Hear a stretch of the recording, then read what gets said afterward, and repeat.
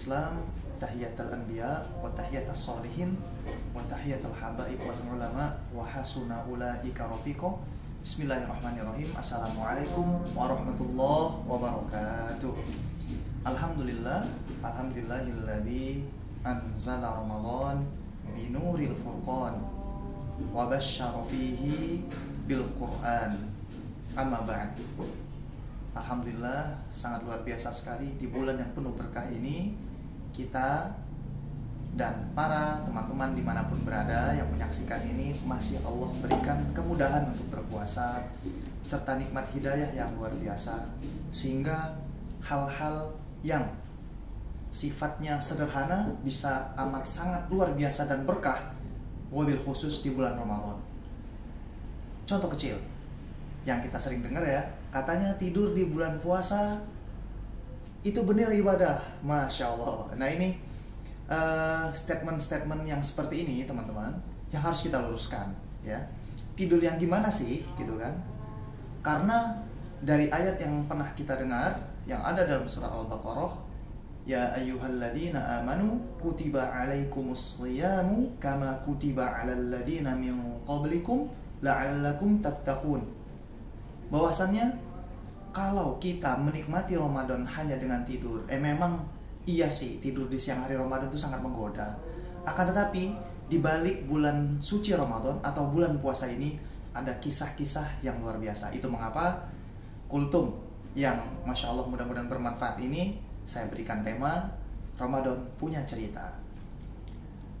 Ma'asyiral muslimin wal muslimat rahimakumullah jami'an, bahwasannya di balik bulan yang penuh berkah ini, teman-teman tahu nggak? Yang Allah bilang dalam surah Al-Baqarah tadi, bahwasannya diwajibkan atas kamu berpuasa seperti orang-orang sebelum kamu. Saya ketika mendengar ayat ini teman-teman, penasaran, siapa sih yang sudah puasa duluan sebelum kita? Dan apa motifnya? Apa motifnya? Apa? Kenapa mereka berpuasa? Atas dasar apa? Gitu kan? Apakah ada yang ditebus? Apakah pahalanya luar biasa berkah seperti kita? Atau mungkin karena suatu hal dan lain semacamnya? Dalam waktu sesingkat-singkatnya saya akan menjelaskan atau akan bercerita tentang bagaimana hadis-hadis yang diriwayatkan, yang ditulis ya oleh Imam Al-Qurtubi dalam tafsirnya maupun Imam Ibnu Katsir, agar Ramadan kali ini, puasa kali ini lebih bermakna. Bukan hanya karena ada beberapa kriteria ya, orang-orang yang berpuasa gitu kan, atau yang berbahagia, atau yang menyesal, atau bahagianya karena cutinya, liburnya bertambah, atau mungkin karena THR-nya double mungkin ya, dan lain-lain semacamnya. Tapi kita tidak seperti itu. Agar Ramadan lebih bermakna, mari kita maknai melalui orang-orang yang berpuasa sebelum kita. Yang pertama, ma'asyiral muslimin, a'azakumullah, bahwasannya ada kisah yang sangat tersohor sekali ya teman-teman ya, yaitu bagaimana kisah Nabi yang dia karena memakan buah dia diturunkan ya, dia diturunkan dari singgasananya Allah Subhanahu wa taala atas, itu bukan membangkang atau apa ya teman-teman ya, memang takdirnya begitu. Dan kita tahu bahwasannya para anbiya ulul mursalin itu maksum ya. Jadi ketika Nabi siapa? Iya betul sekali, Nabi Adam alaihissalam ya, ketika memakan buah ya, sebenarnya namanya bukan buah khuldi teman-teman ya, akan tetapi syajaratul khuld yang dikatakan dalam Al-Quran terus nyampe ke telinga kita pohon khuldi, let's say oke lah buah khuldi gitu ya. Nah, maka di sini teman-teman, ketika Nabi Adam memakan buah, maka baju kebesaran Nabi Adam, baju yang luar biasa Nabi Adam tersingkap dan Nabi Adam turunkan. Dan dalam riwayat tersebut yang dituliskan oleh Imam Ibnu Katsir di dalam tafsirnya apa? Kulit Nabi Adam berubah menjadi gelap teman-teman. Lalu malaikat Jibril alaihissalam turun dan menyampaikan wahyu kepadanya, wahai Nabi Adam, maukah engkau kukabari tentang bagaimana kalau engkau melakukan hal ini ya, engkau akan berseri-seri dan kulitmu akan cerah kembali. Ya kurang lebih kata Nabi Adam, oh iya tentu aku mau. Maka malaikat Jibril alaihissalam menyampaikan, puasalah engkau 3 hari di hari-hari yang ganjil. Nah, ada ulama mengatakan bahwasannya inilah asal muasal puasa ayyamul bid, hari-hari yang putih. Ada juga ulama mengkiaskan bahwasannya apa teman-teman? disinilah bagaimana kulit Nabi Adam alaihissalam berubah menjadi cerah merona gitu ya. Nah maka siapa yang rajin puasa Ayyamul Bid di sini? Nah luar biasa, antum atau anda sekalian telah bagaimana mencontoh ya sunnah yang baik, pahala yang luar biasa melalui puasa Ayyamul Bid ini yang pernah dilakukan oleh Nabi Adam. Ini mengapa kata Allah Subhanahu Wa Taala Nabi Adam aja ya untuk menebus dosanya gitu kan, Nabi Adam berpuasa.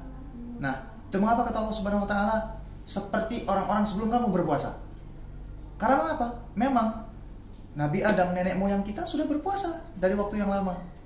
Ya, itu tentang orang yang berpuasa pertama. Kama kutiba 'alal ladzina min qablikum la'allakum tattaqun. Seperti orang-orang sebelum kamu yang mereka terdah berpuasa ya. Nah, diwajibkan juga nih teman-teman, bukan diwajibkan ya. Akan tetapi bagaimana selamatnya Nabi ya, yang dijuluki salah satu Nabi ulul azmi minar rusul ya, setelah banjir yang besar.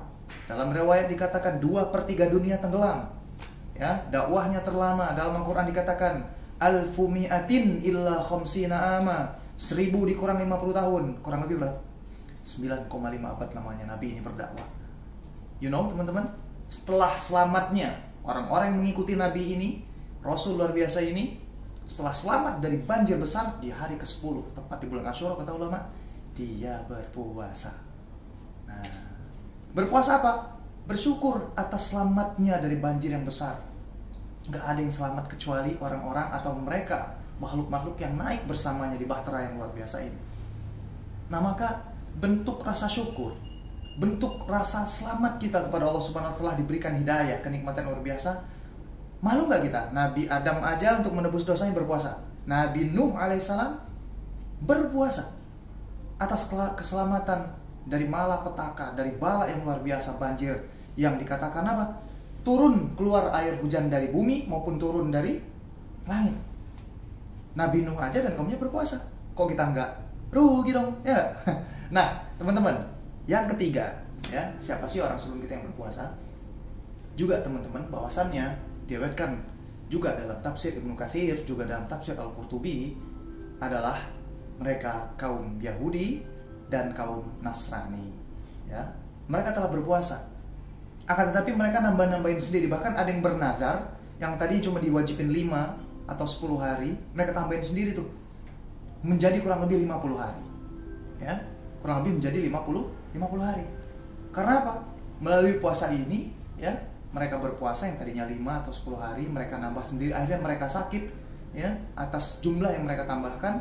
Mereka bernazar, ya Allah, kalau aku sembuh ya dari penyakitku dengan berpuasa, maka aku akan berpuasa sebanyak 50 hari.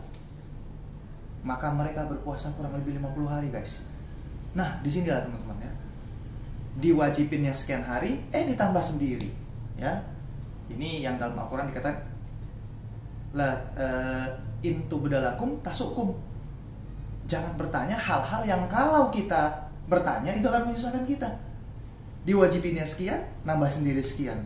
Nah salah sendiri. Nah maka teman-teman, juga sebelumnya Nabi Daud alaihissalam yang puasanya mulia ya, afdhalus siyami ba'da shaum Ramadan. Dalam hadis dikatakan puasa yang paling afdal setelah puasa Ramadan apa? Puasa Nabi Daud alaihissalam. Sehari puasa, sehari enggak. Sehari puasa, sehari enggak. Masya Allah, ini luar biasa teman-teman ya. Orang yang bagaimana artian puasa yaitu menahan ya, menahan semacamnya ya, syahwat, menahan makan, sehari puasa, sehari enggak.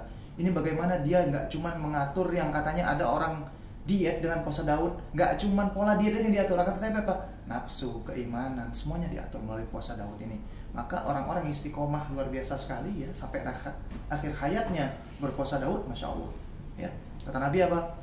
Puasa yang paling afdal setelah puasa Ramadan, puasa Daud alaihissalam. Nah di akhir disempurnakan ya oleh puasa Ramadan, masya Allah 30 hari setiap tahun kita laksanakan ya. Dan kita selalu berharap mulai dari bulan Rajab ya, Allah membarik lana fi Rajaba wa Sya'bana wa balighna Ramadan. Kita berdoa agar disampaikan, diberkahi di bulan sebelum Ramadan, dan juga disampaikan ke bulan Ramadan yang penuh berkah ini. Oh iya, satu lagi teman-teman, ada yang berpuasa tapi puasanya lewat kata-kata ya. Jadi interaksi lewat isyarat, yaitu apa? Ibunda Maryam alaihassalam, ya. Jadi Ibunda Maryam pernah berpuasa gitu ya, atas diberikan anak ya, putranya yang bernama Isa, ya, Nabi Isa alaihissalam. Maka Bunda Maryam berpuasa 3 hari, tidak berbicara, ya. Puasanya beda nih. Artinya apa? Bunda Maryam pernah melakukan puasa gitu kan, dengan tidak berkata-kata atau melalui isyarat saja. Nah, teman-teman, inilah kisah agar lebih bermakna, agar kita lebih bersyukur, agar kita lebih bagaimana menebus dosa-dosa kita setahun lalu, agar kita bagaimana lebih memaknai ya siapa orang-orang kita yang berpuasa. Yang saya bilang tadi, malu dong, rugi dong, masa orang-orang sebelum kita berpuasa dengan menebus segala dosa bahkan kebaikan ya, yang menjemput kebaikan yang ada di bulan ini khususnya dengan puasa, apalagi kita yang saat ini kita ini berhak, teman-teman, menerima hukuman dari Allah Subhanahu wa taala dengan segala jenis hukuman. Dosanya kaum Nabi Lut ada zaman ini, Nabi Nuh ada juga zaman ini, Nabi Hud dan lain semacamnya ada. Maka berhak gak kita diazab? Akan tetapi melalui bulan Ramadan yang berkah ini, yuk kita menjadi pembeda, kita menjadi orang-orang yang berlomba, dan juga kita menjadi orang-orang yang senantiasa ya teman-teman terbaik di hadapan Allah Subhanahu wa taala. Gimana bunyinya? La'allakum tattaqun, ya, agar kita senantiasa bertakwa. Itu saja dari saya, mudah-mudahan bermanfaat. I think it's enough. And the last I say, wassalamualaikum warahmatullahi wabarakatuh. Ramadan, bulan perubahan.